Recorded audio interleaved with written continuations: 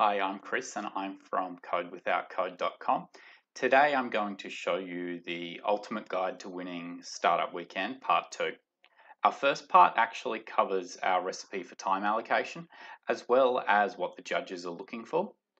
Our second part, which is what I'm going through today, is going to cover our tools for building a minimum viable product really quickly, as well as some rapid marketing and sales strategies to get your customers through the door. So if you want to read about this rather than watching a video, you can go to codewithoutcode.com/startup weekend. It also has a way for you to give us your email address and we'll actually send you some cheat sheets that will be the time guide as well as a number of other tools to help you have the best chance at winning Startup Weekend. So let's get started. So as I said, this is the ultimate guide to winning Startup Weekend. This is what we're going to go through today. So just to start, what is it that you're actually trying to build during a startup weekend? Most of the time it's a minimum viable product. So really it's the smallest thing that you can build to put in front of a potential customer to test the viability of demand. What this really means is what's the smallest thing you can build? What's the laziest thing you can do in order to actually get a customer to sign up or to learn from it? It's really about these learnings. The best example of a minimum viable product is this. See, overall, it doesn't actually matter what's happening behind the scenes because at the end of the day, they're still being provided some value. This is a minimum viable product, and this is what you need to aspire to do. How can we make it seem like something's really going on that's very complicated and serious and creating a lot of value, but actually it's just us behind the scenes doing the work, putting things together until we're confident that people are actually going to use our gateway, our product, our train station. So we've built a number of things over the last couple of years. One of the things that we've built that got a lot of attention was called Kanye Text. So as you can imagine, it wasn't really solving a problem. But the biggest thing for us is that it actually used off-the-shelf tools and it really just strung them all together. So that website's active. So if you do go to kanyetext.com, you'll actually be able to sign up a friend for a few dollars and they'll receive some Kanye West quotes. Another thing that we built during a startup weekend was Lisa Engine. So over the 54 hours, we made 9 sales for $50 each and $21 or 21 sales between $10 and $30 each. And all we used to generate these sales was Typeform. It was off-the-shelf tools. And you can see the screenshot on the right. This is what happens when you start to fill it in. In fact, one person on Twitter even commented on how good the onboarding was for Lisa Engine, but what they didn't know is it was Typeform. It was just an off-the-shelf tool. So the way that you determine what exactly it is that you're going to build is by talking to customers. So don't shortcut the previous steps about talking to customers, getting engagement with them, figuring out what problem you're actually solving and how they currently solve it. You really do need to talk to them or else you'll end up spending all of your time over the weekend building something and no one will sign up and no one will use it because you skipped a step. So how do you actually build these MVPs or minimum viable products without actually having a tech founder? So as I've mentioned, we've done this quite a number of times before. So we've put together the prototype stack. The prototype stack is a bunch of about 25 products and tools that we use to actually build out a product. The idea behind it is that you pick something from each column. Typically, we would use Zapier and nothing else for that operation and processes. And you can actually string a product together. So in a second, I'll show you how Kanye Text and how Lisa Engine look. Another way to look at it is actually going upon the solution you're trying to create and using some off-the-shelf tools. So For starters, you could build a community by using Slack or a Facebook group or even Mighty Networks. If you're trying to do something with payments or e-commerce, there are a number of different tools you can use to do that. Same with if it's a marketplace, same with if it's a chatbot or customer support, and if you're really just trying to build out a sales and get as many sales as possible, you could use something like Instapage or Airtable to build a CRM. So when it came to Kanye Text, what are the tools that we used? Well, we used the prototype stack and we picked Stripe to accept the payments, Zapier to take all of the details from Stripe, save all the data in Google Sheets, and then use Twilio to send a text message. When we looked at Lisa Engine, what is it that we did with that? Well, we took the details using our landing page, which was Typeform, as you saw earlier. We grabbed those details in Zapier and we fed them into a Google Sheet. Behind the scenes, what we then did was go and we found articles that matched the user and what they were looking for, and then we sent it out in a nice email using Mandrill, which is a part of MailChimp. So that was a really high level idea of what are the tools that you can use, but what are some of the others? So this could go on and on for hours and hours, but I'm really just going to touch upon those high level tools, the one that we really do recommend that you use. The first is obviously Typeform, and it is a form builder. You saw what it looked like when I showed you the screenshot of Lisa Engine, and I would strongly suggest that you go in there and you look through their templates, as some of their templates are already fully built products for you. Just change the wording, change the names, change a couple of the other things to fit your purpose, and then you're good to go. And if you tether your Stripe account to Typeform, you can also accept payments. So it's a really good tool to use, and it integrates with Zapier that basically extends what it can do hundreds and hundreds of times. So the next tool that we use a lot of is Stripe. I'd suggest signing up to this before the weekend, just so your account is active. But Stripe allows you to drop a line of code, and by code I really just mean it's a copy and paste short code. It is literally 60 characters long and easy for anyone to understand and post into a WordPress site, and you can start accepting payments. That's how Kanye Text has been created, just copy and pasting the Stripe code. So the other ways to use it is that you can integrate it into Typeform, but there are a number of other tools out there that use Stripe. So Stripe is definitely our pick of payment processors. The third one that we look at is Instapage. There are hundreds of different landing page builders out there, but personally I use Instapage frankly because I'm comfortable with it. I've used it a lot and I've built lots of different pages, and I get really good conversion rates through using not only their templates but building it myself. So don't spend too much time, but Instapage or even something like Squarespace can essentially get you that website up and running really quick. You don't bother using WordPress if you're not an expert at it already, because it will take you longer to set up than what it would for you to set up Instapage or Squarespace or something similar. The ultimate tool of Startup Weekend has to be Zapier. Zapier will let you link multiple tools together, typically tools that you're already using, and create a perfect workflow. This means that you can automate a lot of things behind the scenes without anyone knowing. So if you go to codewithoutcode.com/startup weekend and you click on the button, you will see it opens up a Typeform. We ask you a few questions, and at the end, when you hit submit, what's actually happening behind the scenes is Zapier is taking those details, saving it into a Google Sheet. So we've got a record of everyone who filled it in. It's then sending those details to MailChimp, and then it's telling MailChimp to trigger a workflow. So if you do that, do it now, do it on your phone, codewithoutcode.com/startup weekend. You'll see that within a few seconds, hopefully within a few seconds and not a few minutes, you'll get an email to your account with a number of tools that we use and that help us. But that workflow is all being powered by Zapier. It acts behind the scenes when no one really knows or sees it. So you can build really complicated workflows. Another tool that we've used is Twilio, and it is really good because it allows you to send text messages to pretty much any phone number in any country.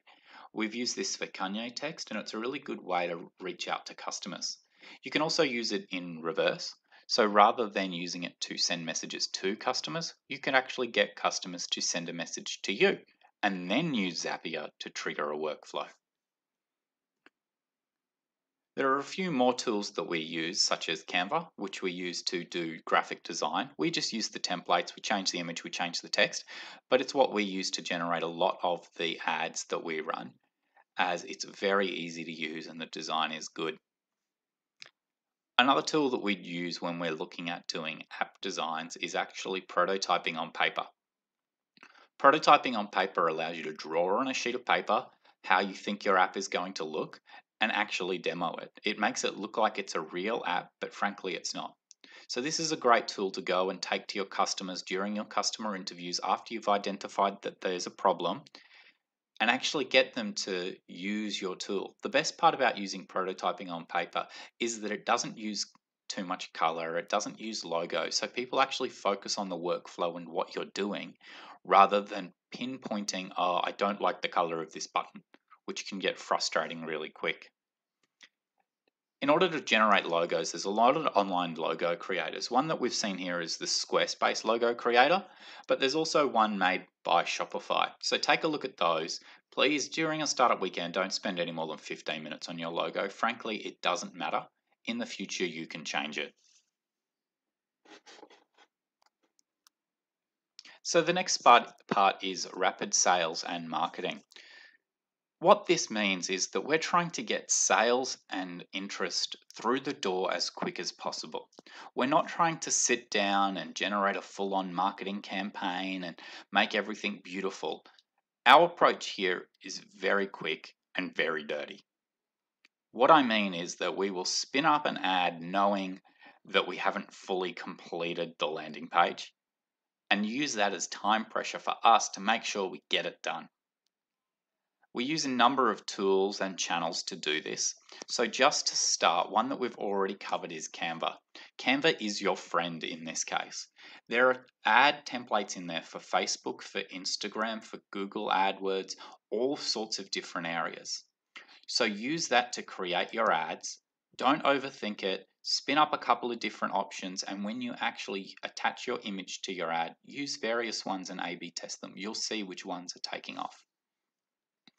But before you even start designing your ads, think a little about your customer personas. If you go to codewithoutcode.com/startup weekend and fill in your email address, we'll actually email you a few of these guides that are going to help you. So we've created a customer persona template that helps us quickly fill in who we think our customers are, where they are, things that are interesting to them, and that allows us, when doing this rapid marketing and prototyping, to stop questioning and saying, oh, how are we targeting these people again? We know it's right there. And over the weekend, this iterates and this changes, and all of this gets fed into our final pitch. So it's all really useful, but as this is rapid, when I say we build out a customer persona, we probably spend 5 or 6 minutes doing it. We may build out a few and we throw them away as we realize they're not really our customer. Now, with any marketing, especially at a startup weekend, because you're going to report on what traction channels worked for you, you need to use UTM codes. A UTM code is a attachment at the end of a URL that helps Google identify where the click came from. So if you're not familiar with UTM codes, I'm not going to go into too much detail, but once again, if you go to our site, fill it in, I'll send you a UTM code generator. In there, you can type in the campaign, the keywords, any other details that you want. And so the preferred method of using UTM codes is every time you share in a Facebook group, every time you set up an ad, every time you give someone a URL to share, you will actually give them a unique URL. If you wanted, you can then put that URL into Bitly or a URL shortener and give them that URL. So that way you can actually tell at the end of the weekends using your Google Analytics account that you would have definitely installed in Typeform, you'll be able to tell what communities, what links actually gave you views. So that's they saw the Typeform, they saw your landing page, which ones actually meant that they clicked on your links and opened up a page, and started the process. So on Sunday at your pitch, you won't just be able to say we had 25 people click. You'll be able to say 5 people clicked from here, 10 people clicked from here, 8 people clicked from here. And then you can go to the next stage and say, but of these campaigns, this is the one that filled in the form the most. This is the one that actually paid. Communities were by far the best way to get signups, not just views, not just clicks. Another tool that we use is pretty obvious, and it's Facebook and Instagram ads. You can spin them up really quickly. They're really highly targeted. You don't have to put too much effort in to start getting clicks, especially if you use Canva for your images. This is a really good way to drive traffic, but be warned it can be pretty expensive sometimes depending on who you're targeting. My hint is go as niche as possible. Facebook will give you an indication about if you're going too niche, but you really want to try to target somewhere between 2,000 and 3,000 people at a time with a specific ad. Google AdWords are similar to this. I use this if I need some very immediate interest, but it really only works when there's a clear need or a desire. So when there are actually people searching for things and you can actually piggyback on that. If not, Google AdWords can be hard because it can actually be pretty expensive. So do keep that in mind when actually setting up a Google AdWords account for Startup Weekend. It may end up costing you a bit, but as always, do a search for discount codes that are available. Communities are probably one of the best ways that we actually get traction early on. So we're a member of a number of different communities spread out all over the world. And this is really good at a startup weekend because on a Friday night, you can actually post your survey or your Typeform payment page into one of these communities. And what it gives you is immediate responses. People are almost always willing to help, especially if you go and approach it in the sense of actually saying, I'm looking for some advice around this problem. So we use communities a lot. Look at what communities there are out there in the area that you're looking to solve a problem. Because there are nurses and there are people starting cleaning businesses and there are student entrepreneurs and there are a bunch of communities that you probably don't even know exist. So do use the Facebook search to find them, as that's the best way to find them. Reddit ads is another one that a lot of people don't use, but from our point of view, Reddit ads are really good. You can zoom all the way into a subreddit and advertise on that channel. You often get a pretty low click-through rate, but when you do get a click, it's very, very cheap. I'm talking 10, 12 cents. So if you can find a subreddit that has your exact customer type, it can be a very powerful way to actually scale up some of your sales during a startup weekend. A bit more of a manual method is actually using LinkedIn search and finding those people that match the criteria of your customer persona. It works better on B2B sales, I find, but often it can be a good way to reach someone at an organization. Over a startup weekend, being the weekend, the chances are they probably won't reply. But you can still give yourself a chance and use a tool called Hunter, which will actually extract out their email address. So send a message to them in the LinkedIn messaging. Even sign up for a trial for premium, so that way you can send them an actual message rather than just a request. But if you use Hunter, you can also get the email and send that too. Twitter is widely used during a startup weekend, so take a look around at what other events are going on around you. Often there's more than one startup weekend happening, so there's more than one startup weekend hashtag. So you can hijack that a little bit and actually get people at other startup weekends to fill in your forms. It's also a good way to find influencers, and we tend to target people with, around 50,000 followers. The reason for that is that above 50,000, they're less likely to actually check their messages. Less than that, they're actually far more likely to do it, and they have a big enough audience that if they reply, you'll actually start to see traffic coming in. So try to reach out to influencers in your niche in your area and see if you can get some uptake on Twitter. It can also be used for sponsored ads as well, as you can target hashtags and interests and a few other things. Face-to-face sales is still the best way to actually get sales during a startup weekend.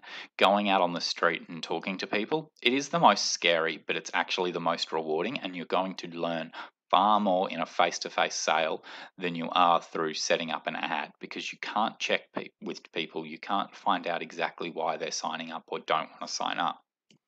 The final trick that, well, actually, the second last trick we have is making sure you enable remarketing on your website or on a type form. This means anytime someone visits that page, you can show ads to them and follow them around the internet. We use this a lot when people aren't engaged with the content straight away, but a few hours later, where you start to really refine your message, really refine the problem, you can use remarketing as a way to test and further refine it. You could say two different ads, one saying, Are you having X problem? Another one saying, Are you having Y problem?